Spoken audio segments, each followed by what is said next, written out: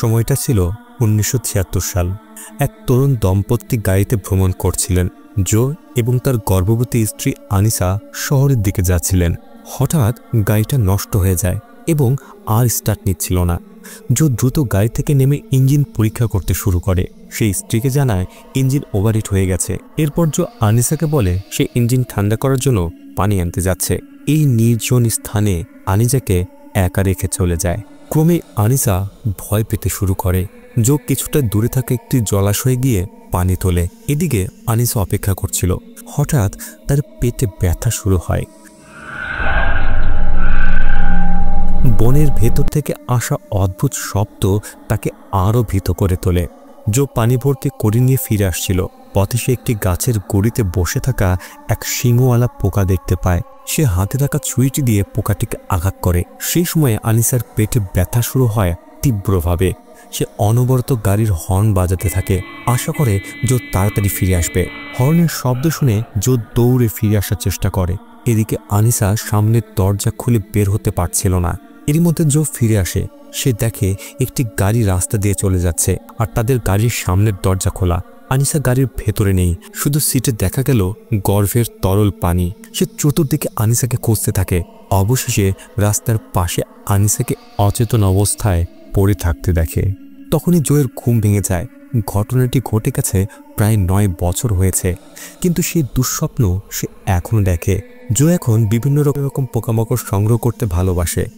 একদিন দরজায় কড়া নাড়ার শব্দ হয়। জো দেখে তার মেয়ে সোফিয়া বোবা, সে কথা বলতে পারে না। জো তাকে জিজ্ঞেস করে কেন দরজা খুলছিল না সে। সোফিয়া ইশারায় জানায় বাইরে একজন লোক এসেছে ভাড়া চাইতে। জো কিছুটা বিরক্ত হয়, তারপর জিজ্ঞেস করে সোফিয়া কি নাস্তা করেছে। মেয়েটি চকলেট দেখে ইশারায় জানায় সে সেটা খেয়েছে। এটা দেখেই জো রেগে গিয়ে বলে সকালে সকালে চকলেট খাওয়া ভালো নয়। সোফিয়া আবার ইশারা জানায় বাড়িতে অন্য কোনো খাবার নেই। অল্প কিছুক্ষণ পর হাদি সাহেব এলেন তার এক আত্মীয়কে নিয়ে। তিনি জোকে বলেন যত তাড়াতাড়ি সম্ভব বাসা খালি করতে হবে, কারণ জো গত 6 মাসের ভাড়া দেয়নি। এখন তার আত্মীয়ের থাকার জায়গা দরকার, তাই জোকে চলে যেতে হবে। হাদি সাহেব জানালেন তিনি 1 সপ্তাহ আগে সতর্ক করেছিলেন, কিন্তু জো শোনেনি। জো অনুনয় করে বলে আমার তো অসহায় একটি সন্তান আছে, ওকে নিয়ে আমি কোথায় যাব। কিন্তু হাদি সাহেব বলেন সন্তান তো সবারই আছে, আমার আত্মীয়েরও আছে, তাও আবার 2 জন। সেই দিন দুপুরে জো দ্রুত তার জিনিসপত্র গোছাতে শুরু করে, বাসা ছাড়ার প্রস্তুতি নিতে। সোফিয়া তার চকলেট নিতে কিন্তু ভুলল না। এরপর জো গাড়ি থামায় একটি দোকানের সামনে। সেখান থেকে সে ফোন করে কাজের খোঁজে, কিন্তু পছন্দ মতো যেন কোনো কিছুই পাচ্ছিল না। তখন শহরের অবস্থা বেশ অস্থির ছিল। সেনাবাহিনী রাস্তায় নেমেছে, প্রতিটি মানুষকে তল্লাশি করা হচ্ছে। বিদেশি তো বটেই, স্থানীয় হয়েও জোকে সন্দেহ করা হলো, কারণ তার গাড়িতে অনেক জিনিসপত্র ছিল। জো বলে সে আসলে বাড়ি বদল করছে। একজন সেনা কর্মকর্তা তাকে সাবধান করে এই সময় রাস্তায় সাবধানে চলবেন, শহরে বড় অভিযান চলছে। যাওয়ার আগে হাদি সাহেব এসে একটি প্যাকেট দেন। জো কোনোভাবে সেটা নিতে চাচ্ছিল না, কিন্তু হাদি সাহেব বলেন সোফিয়া তুমি এটা নাও। তিনি জানতেন জোর এখনও থাকার জায়গা ঠিক হয়নি। হাদি সাহেব পরামর্শ দিলেন সেজন্য তার এক বন্ধুর বাড়িতে যায়। সেই বন্ধুটি ছিল এক ধরনের কবিরাজ, যিনি চিকিৎসা করেন। বর্তমানে এখন তার কাজের লোকের দরকার, আর সেখানে থাকার ব্যবস্থাও করা আছে। এ সময় হাদি সাহেব গাড়ির ড্যাশবোর্ডে ঠিকানাটি রেখে দেন। অন্য কোনো উপায় না থাকায় জো ঠিকানাটি অনুসরণ করে রওনা দেয়। একটি সরু পথ ধরে গিয়ে সে একটি বাগানের পাশে পৌঁছায়। জো মেয়েকে বলে তুমি গাড়িতে থাকো, আমি ঠিকানা জিজ্ঞেস করে আসছি। পথে সে এক বৃদ্ধকে দেখতে পেল, যিনি নিজের সন্তানকে মুরগির চুরির কারণে মারছিলেন। জো তাতে না জড়িয়ে শুধু ঠিকানাটা জানতে চাইল। বৃদ্ধ লোকটি ঠিকানাটি দেখে বলল তুমি ওই জাবা মহিলার কাছে যাচ্ছ। জো বলল হ্যাঁ, কাজের ব্যাপারে এসেছি। লোকটি জানায় তার বাড়ি ওই দিকে, একদম শেষ মাথায় বনের ভেতরে। জো ও সোফিয়া হাঁটতে হাঁটতে সেই পথ ধরে এগোয়। একটা ফটকের মধ্যে দিয়ে ঢুকে তারা দেখল এক বৃদ্ধা কালো ছাগল জবাই করছে। জো নিজের পরিচয় দিয়ে বলে সে শুনেছে এখানে একজন কর্মচারী দরকার। বৃদ্ধার নাম ছিল আয়েশা। তিনি হাসিমুখে বললেন ভিতরে এসো। তিনি সোফিয়ার বয়স জিজ্ঞেস করলেন। জো জানায় সে 9 বছরের। বৃদ্ধা বললেন আমাকে মা বলে ডাকবে। তিনি তখন কিট নামের একটি ছেলেকে ডেকে বললেন ওদেরকে নিয়ে যাও, সোফিয়াকে অন্যদের সঙ্গে পরিচয় করাও। সোফিয়াকে নিয়ে কিট ঘরের ভেতরে যায়। এই সময় আয়েশা জোকে তার থাকার জায়গা দেখাতে দেখাতে জানালেন এই বাড়িতে 3 জন এতিম বাচ্চা থাকে, তুমি ঘরের পাশে থাকা ছোট ঘরটায় থাকবে। সোফিয়া অন্য মেয়েদের সঙ্গে থাকবে। কিট সোফিয়াকে নিয়ে গেল সারা আর এমির সঙ্গে দেখা করাতে। সোফিয়া নিজের আঁকা ছবি দেখালো। সারা ছবিটা দেখে হিংসে করে বলল, তুমি তো আমাদেরই মতো এতিম বাচ্চা। কিন্তু এমি হাসি মুখে বলল, তুমি তো দারুণ আঁকতে পারো। এরপর কিট তাকে ঘরের ভেতর ঘুমানোর জায়গা দেখালো। এমি জানায়, আমাদের এখানে দুটি নিয়ম আছে। সে জানালার দিকে ইশারা করে বলে, ওই যে কুয়োটা দেখছো, ওটা যাবা লোকদের চিহ্ন। ওই কুয়োর পাশে তাদের খেলতে কঠোরভাবে নিষেধ করা হয়েছিল। সোফিয়া কারণ জানতে চাইল, কিন্তু এমি শুধু বলল, এটা মায়ের নিয়ম। আরেকটি নিয়ম হলো, যদি বনের ভেতর থেকে কেউ ডাক দেয় তাহলে ফিরে তাকাবে না, উত্তরও দেবে না। সেই রাতে জো নিজের মৃত স্ত্রীকে স্মরণ করছিল। সে যখন আয়নায় তাকায়, হঠাৎ ভয়ানক এক ছায়া দেখতে পায়। এক সময় বাইরে ঘন্টা বাজছিল। জো জানালার বাইরে তাকিয়ে দেখে আয়েশা সেই পুরনো কুয়োর পাশে এক রিচুয়াল করছে। সে কুয়োর ভেতরে অদৃশ্য বাসিন্দার জন্য খাবার দিচ্ছিল। এদিকে সোফিয়া ঘুমাতে পারছিল না। সে দেখে তার বিছানার মাথার কাছে একটি নাম লেখা আছে, ফাতিমা। কৌতূহলবশত সে নামটি খুলে ফেলল, আর তার নিচে আরেকটি নাম ছিল, আনিসা, অর্থাৎ তার নিজের মায়ের নাম। মেঝেতে পড়েছিল তার প্রিয় চকলেটের ক্যান্ডি। সে জানালা খুলে তাকায় আর দেখতে পায় লালচে চোখওয়ালা এক কালো ছাগল। মুহূর্তের মধ্যে ছাগলটি অদৃশ্য হয়ে যায়। সে ভয় পেল। সোফিয়া সাহস করে বাড়ির বাইরে বেরিয়ে আসে, যদিও সেটা করা কিন্তু নিষেধ ছিল। সে মাটিতে পড়ে থাকা চকলেটের ক্যান্ডিগুলোর দিক অনুসরণ করতে থাকে। সেগুলো তাকে নিয়ে গেল একটি পুরনো কুয়োর কাছে। হঠাৎ তার পেছনে এক ছায়া দেখা যায়।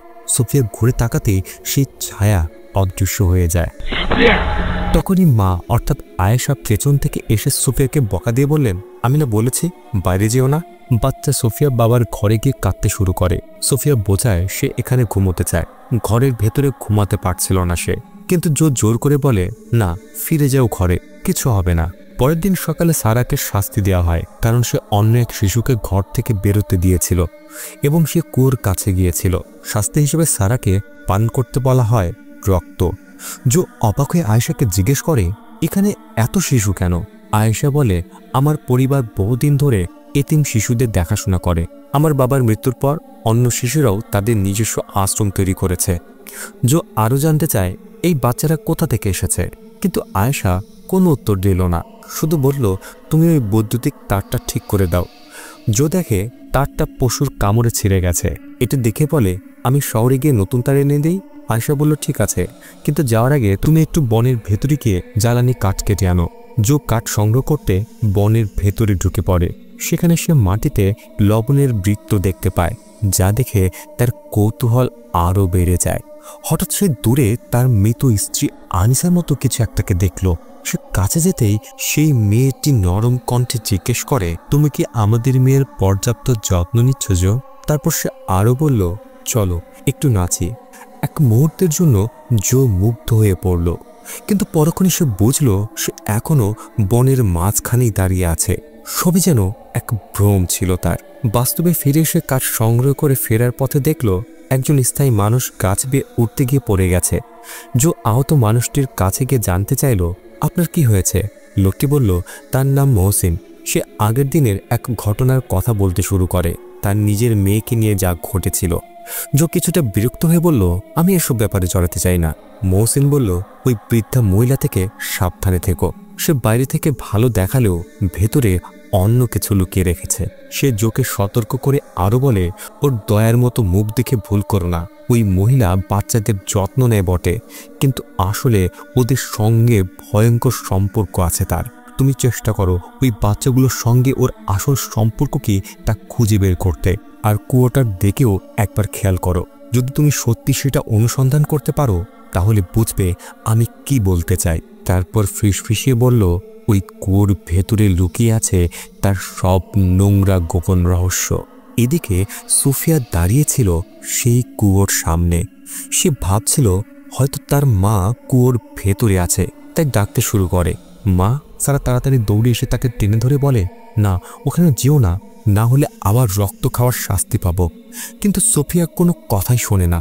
দুজনের মধ্যে টানাটানি শুরু হয়, আর হঠাৎ সোফিয়া পিছলে গিয়ে পড়ে গেল কুয়োর ভেতরে। বাড়ির ভেতরে কিট আর এমি খুঁজতে লাগে সোফিয়া কোথায় গেল, কিন্তু কোথাও তাকে খুঁজে পাওয়া গেল না। ততক্ষণে কুয়োর নিচে সোফিয়ার জ্ঞান ফিরে পেয়েছে।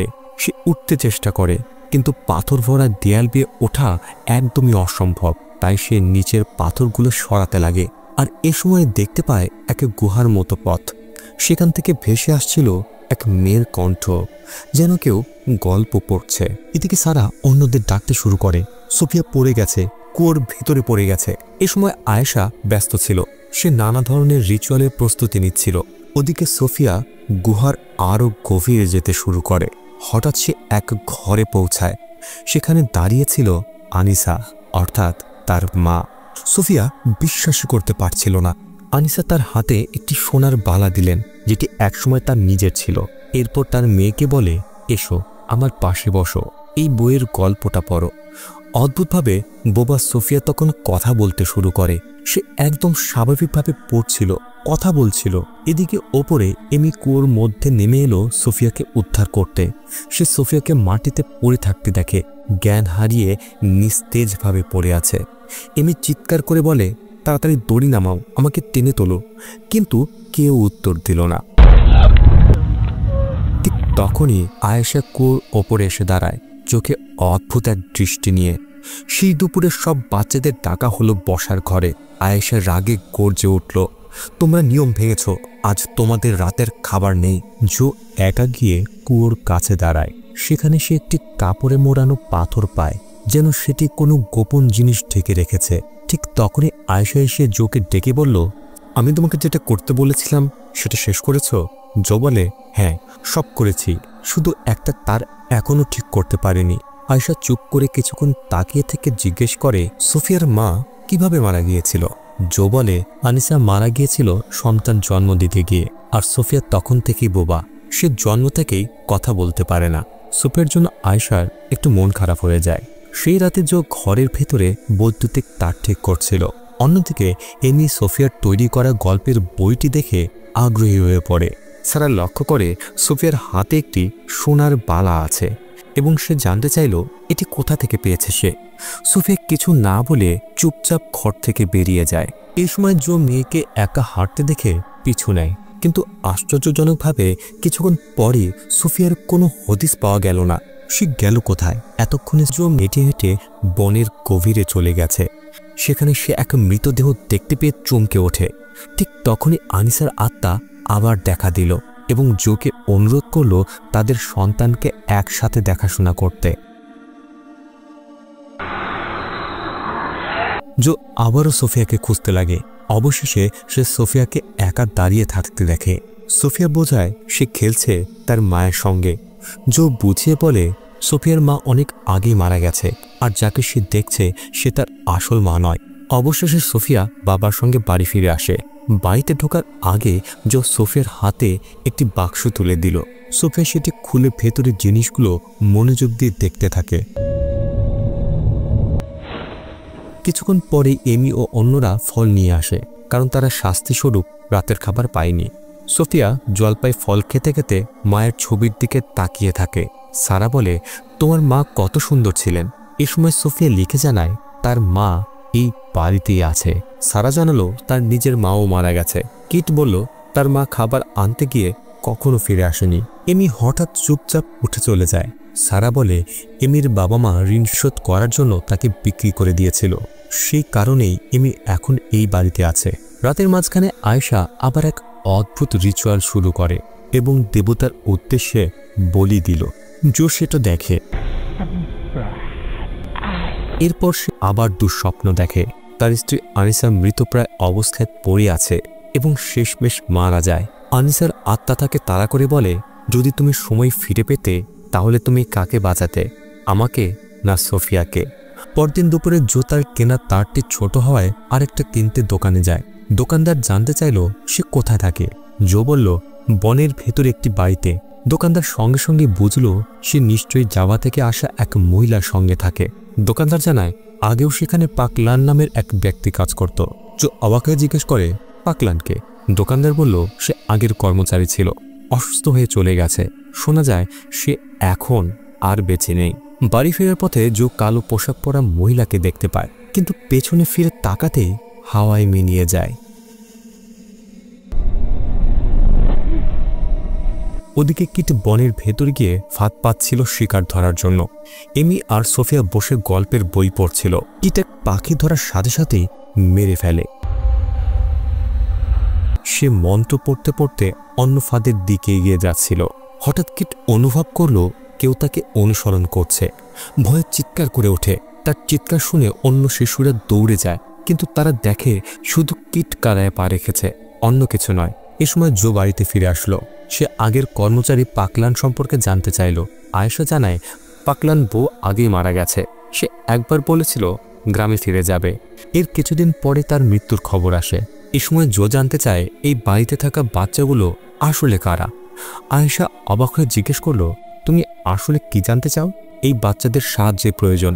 আমি কেবল তাদের মৃত্যুকে সাময়িকভাবে থামিয়ে রেখেছি। জো হতভম্ব হয়ে যায়। বুঝলো এই সব শিশু আসলে অসুস্থ। আয়েশা বলে, প্রত্যেকেরই একটা না একটা কষ্ট আছে, তোমারও আছে। আমার পুরো পরিবার মরে গেছে, কিন্তু আমি এখনো বেঁচে আছি। আমি যেমন সুখে বেঁচেছি তেমনি সুখে মরতেও চাই। এদিকে বাচ্চারা আঙিনায় খেলা করছিল। কিট বলটিকে জোরে মারে আর সারা সেটি আনতে যায়। সারা তখন সোফিয়ার সোনার বালা পরা ছিল। সে বল খুঁজতে গিয়ে একটি সোনার খোপা পেল। আনন্দে সেটি পরিষ্কার করতেই কেউ তার নাম ধরে ডাকে। সারা চেষ্টা করলো না ঘুরে তাকাতে, কিন্তু সেই কণ্ঠ বলল, ওটা পড়ে নাও। ভয়ে কাঁপতে কাঁপতে সারা খোপাটি চুলে গেঁথে ফেলে। তখনই সে ঘরে ফিরে এসে অস্বাভাবিক আচরণ করতে থাকে। এমনিও অন্যরা ছুটে এসে দেখে সারার মাথায় সেই সোনার খোপাটি লাগানো। এদিকে জো বাড়ির পুরনো ঘর পরিষ্কার করছিল। সেখানে 1918 সালের আয়েশার একটি পুরনো ছবি দেখতে পায়। সে ছবিটি ফেলে দিয়ে তাড়াতাড়ি বেরিয়ে আসে। ঠিক তখনই পুরনো কূপের দিক থেকে আনিসার কণ্ঠ ভেসে আসে। সে জোকে সাহায্য করার অনুরোধ করছিল। জো যেন মন্ত্রমুগ্ধ হয়ে সেই কণ্ঠকে অনুসরণ করতে লাগে আর ধীরে ধীরে সে কূপের ভেতরে নেমে যায়। অন্যদিকে আয়েশা সারাকে বাঁচানোর চেষ্টা করছিল। সে সোফিয়াকে পাশে নিয়ে অন্যদেরকে সারার যত্ন নিতে বলে। এদিকে জো কূপের নিচে জ্ঞান ফিরে পেয়ে দেখল সে সেই একই গুহায় আছে যেখানে আগে সোফিয়া গিয়েছিল। সে সেখানে থাকা কিছু পাথর তুলে নেয়।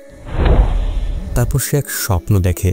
সেই সময়ে যখন সোফিয়া এখনো জন্মায়নি। স্বপ্নে আনিসা জোকে দোষ দিচ্ছিল, কারণ সে নাকি সোফিয়ার জন্ম চায়নি। জো তা অস্বীকার করে, কিন্তু আনিসা বিশ্বাস করে না। সে চিৎকার করে বলে, তুমি শুধু নিজের স্বার্থের কথাই ভাবো। যদি পারো ওই মেয়েটাকে মেরে ফেলো, তুমি ওর যোগ্য নও। জো হঠাৎ দুঃস্বপ্ন থেকে জেগে ওঠে। তার সামনে সোফিয়া দাঁড়িয়ে, আর আশ্চর্যের বিষয় সে কথা বলতে পারছে। সোফিয়া বলে, আমি তোমাকে আমার কণ্ঠ দিয়েছি। সেই রাতে কূপের পাশে আয়েশা নিজের গলা কেটে আত্মহত্যা করে। অন্যদিকে এমি অসুস্থ সারার দেখাশোনা করছিল, আর কিট ব্যাটারি চার্জ করার জন্য আগুনে গরম করছিল। এই পদ্ধতিটা কাজে লাগে, আর কিটের রেডিও আবার শব্দ করতে শুরু করে। সেই রাতে এমি ঘুমোতে পারছিল না। হঠাৎ ভয় পেয়ে যায়, কারণ হঠাৎ করে সারা উধাও হয়ে গেছে।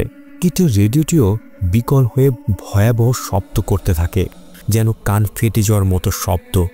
এমি নিচে তাকিয়ে দেখে সারা আসলে বিছানার নিচে লুকিয়ে আছে। হঠাৎ এমিকে এক অদৃশ্য শক্তি আক্রমণ করে। এদিকে কিটের কানে প্রচণ্ড ব্যথা শুরু হয়। তার কান থেকে জীবন্ত কেঁচো বেরিয়ে আসে। এরপর অন্য কানটিতেও একই ব্যথা অনুভব হয়। ভয়ে ও যন্ত্রণায় কিট এক লাঠি দিয়ে নিজের কান ফুটো করতে থাকে। এমি সেখানে এসে তাকে সাহায্য করার চেষ্টা করছিল, কিন্তু দুর্ঘটনায় কাঠিটি কিটের মাথায় ঢুকে যায় আর সে সেখানেই মারা যায়। অন্যদিকে যে আয়েশা গলা কেটে আত্মহত্যা করেছিল, সে আবার অজানা এক শক্তিতে জীবিত হয়ে ওঠে। ঠিক তখনই 3 জন স্থানীয় লোক পুরনো কূপের কাছে আসে। তারা তাদের এক সাথীকে বলে দড়ি আনতে, কিন্তু সেই ব্যক্তি হঠাৎ এক কোদাল নিয়ে বাকি 2 জনকে নৃশংসভাবে হত্যা করে ফেলে। তারপর নিজেও নিজের জীবন শেষ করে দেয়। এদিকে সোফিয়া তখন গুহার ভেতরে, এবং সেখানে সে এমন এক সত্তার সঙ্গে দেখা পায় যে দেখতে তার মৃত মায়ের মতো। সোফিয়া প্রতিজ্ঞা করে সে তার মায়ের সব কথা মেনে চলবে। সেই সত্তা তাকে জিজ্ঞেস করে, তুমি কি এই জায়গাটিকে খারাপ লোকদের থেকে রক্ষা করবে? সোফিয়া মাথা নেড়ে সম্মতি জানায়। সে বলে, আমি অন্য বাচ্চাদের মতোই হতে চাই।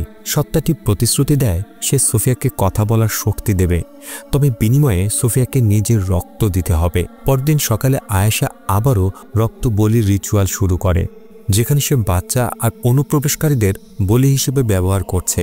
সোফিয়ার ওপরেও একই রিচুয়াল প্রয়োগ করা হয়। অন্যদিকে জো গভীর কূপের ভেতরে জ্ঞান ফিরে পায়।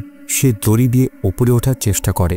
উঠে দেখে সোফিয়া ও আয়েশা মাটিতে পড়ে আছে, কিন্তু ভাগ্যক্রমে সোফিয়া তখনও জীবিত। জো সব জিনিসপত্র গুছিয়ে পুরনো কূপটি মাটি দিয়ে বন্ধ করে দেয়। রাতভর সে সেই কাজ করতে থাকে। সেই রাতে জো স্বপ্নে দেখে যখন সে ছুরি দিয়ে আনিসার শরীর থেকে সোফিয়াকে জন্ম দিচ্ছিল, তখনই সোফিয়া জোকে বাস্তবে জাগিয়ে তোলে। জো প্রতিশ্রুতি দেয়, আমি তোমার জন্য একটা নতুন নিরাপদ জায়গা খুঁজে আনব। কিন্তু সোফিয়া বলে, না, আমি এখানেই থাকব, আমি আর কোথাও যাব না। সে এখন স্পষ্টভাবে কথা বলতে পারছে। এই সময় জো বুঝতে পারে তার শরীর একদম নড়ছে না। তার হাত নিজে থেকেই ছুরি তুলে নেয়, এরপর দুই চোখে গেঁথে দেয়। সোফিয়া তখন মন্ত্র পাঠ করতে শুরু করে। কয়েকদিন পর সোফিয়া হয়ে ওঠে নতুন এক কবিরাজ, অর্থাৎ আয়েশার উত্তরসূরি। পুরনো এই জাভানিজের এক শয়তানি জাদুকর। সেই সময় এক নতুন গৃহকর্মী আসে বাড়িতে কাজ করতে। সে আবিষ্কার করে জো এখনো বেঁচে আছে, অন্ধ, রক্তাক্ত চোখ নিয়ে বাড়ির ভেতরে বন্দী। এই সময় জো তাকে অনুরোধ করে, দয়া করে সোফিয়াকে মেরে ফেলো।